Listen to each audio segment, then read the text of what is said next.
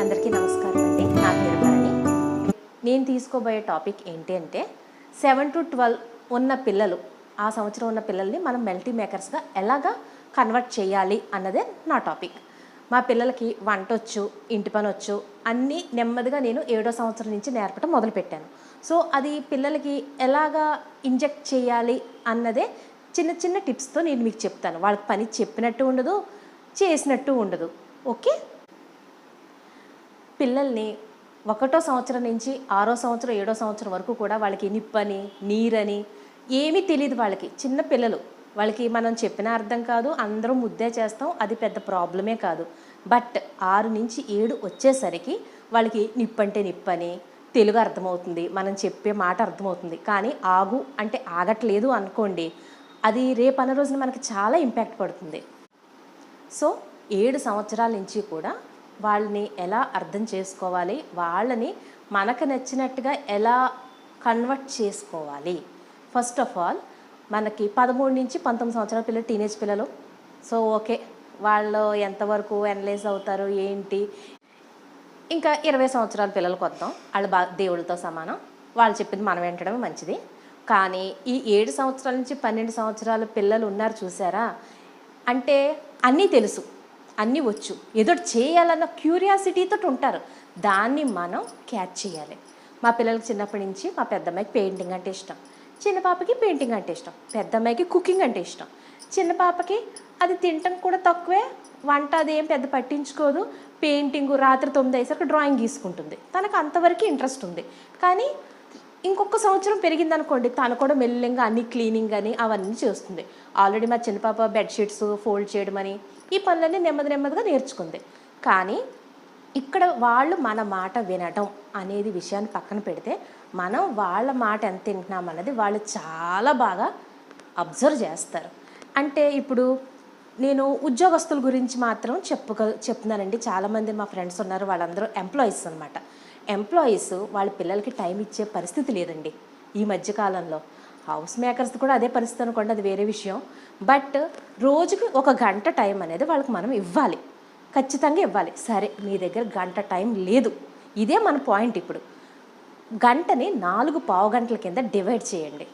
First పావుగంట పిల్లలు పొద్దున్నే లెగుస్తారు చూసారా, ఆ పావుగంట మీరు క్యారేజీలు కట్టచ్చు, ఆఫీస్కి రెడీ అవ్వచ్చు, గదులు తుడుస్తూ ఉండొచ్చు, అత్తమ్మకి వీళ్ళందరికీ మెడిసిన్స్ ఇస్తూ ఉండొచ్చు, పనిలో ఉండొచ్చు. మదర్ ఫాదర్ ఇద్దరు కూడా బండి తుడుచుకోవడం ఏదో పనిలో ఉంటారు, నేను కాదన్ను. కానీ వాళ్ళు నిద్ర లేగిసేటప్పుడు మాత్రం ఖచ్చితంగా 1 పావుగంట టైం మీరు ఇవ్వాలి. నిద్రలో వాళ్ళకి లేవగానే గుడ్ మార్నింగ్ అండి, గుడ్ మార్నింగ్ అమ్మ, గుడ్ మార్నింగ్ బాబు అని చెప్పాలి, వాళ్ళకి లేపాలి.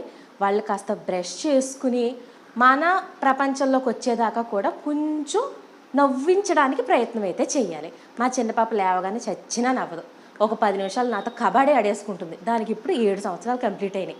అయినా సరే దానికి 1 పావుగంట, మా పెద్దమ్మాయికి లేసాక దానికి 1 పావుగంట టైం ఖచ్చితంగా నేను ఇచ్చే తీరుతాను.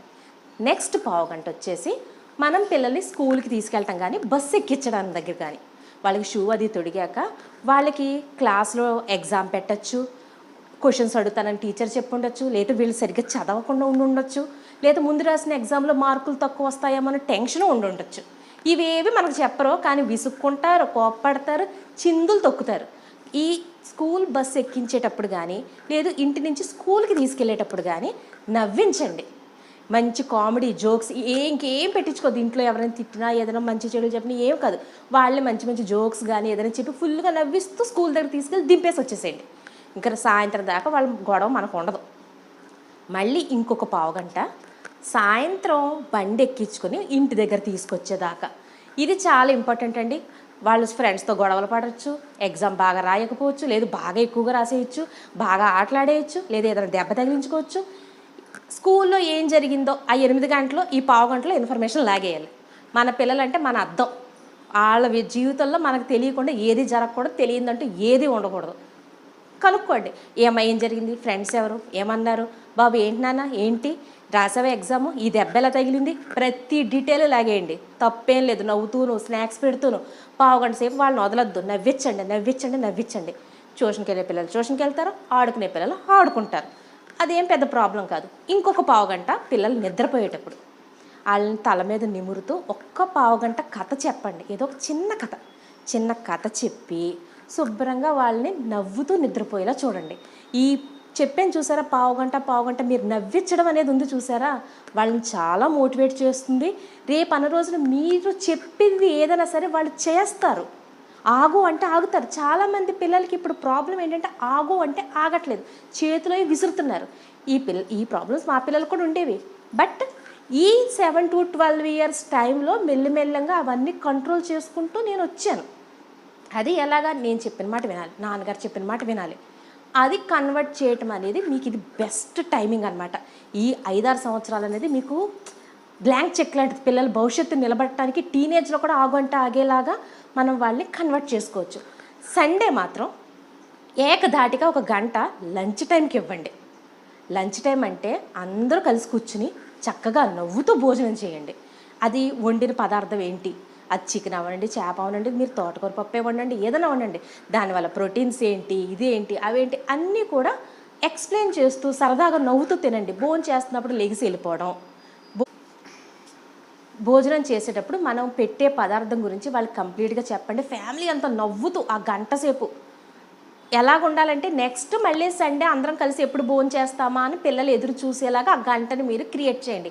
అది కేవలం మీ తల్లిదండ్రుల చేతిలోనే ఉంటుంది, పెద్దవాళ్ళ చేతుల్లోనో పిల్లల చేతిలోనో ఉండదు.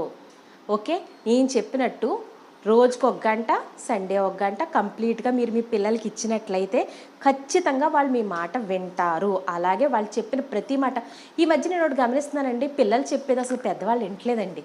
మెయిన్ వెళ్ళరా ఫోన్ తీసుకుని వెళ్ళిపో, ఆ రూమ్లోకి వెళ్ళి వీడియో గేమ్ ఆడుకో, అది చేసుకో, నన్ను వదిలేసే. ఓకే, మీకు హెల్త్ ఇష్యూస్ ఉండొచ్చు, ఎక్సెట్రా అందరికీ అంతే కదండి.